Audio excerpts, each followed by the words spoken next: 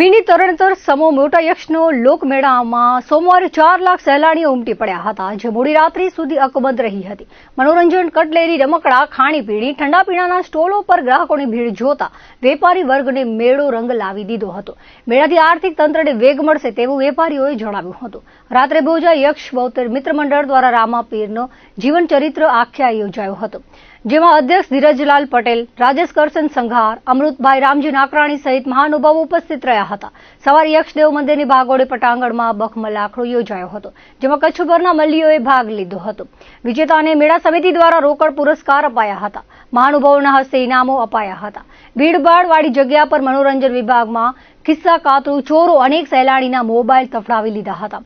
અલબત્ત 3 થી 4 ટોળકીને પોલીસે પકડીને મેથી પાક ચખાડ્યો હતો અને પોલીસ ગાડી દ્વારા નખત્રાણા પોલીસ સ્ટેશન લઈ જવાયા હતા. મનોરંજન વિભાગમાં મોતના કુવા, મોટા ચકડોળ, જાદુગર, નવીનતમ રાઇડ્સમાં ભીડ જોવા મળી હતી. સિઝનમાં પડેલા ભારે વરસાદથી લોકો મોટી સંખ્યામાં મેળામાં ઉમટ્યા હતા અને ખરીદી પણ કરતા હતા. પાર્કિંગ સ્થળે ટ્રાફિક જામ જોવા મળ્યો હતો. મેળામાં એસટી બસો પણ ભરચક ટ્રાફિક સાથે દોડતા એસટીની આવક પણ વધી હતી. ખાનગી વાહનોને પણ તડાકો હતો. મેળાને સફળ બનાવવા મેળા સમિતિ, ગ્રામ પંચાયત વહીવટી વિભાગ, પોલીસ વિભાગે જહેમત ઉઠાવી હતી. બુધવારના સાંજે મેળો સંપન્ન થશે ત્યારે સાંજે 8 વાગે સ્નેહ મિલન કાર્યક્રમ યોજાશે.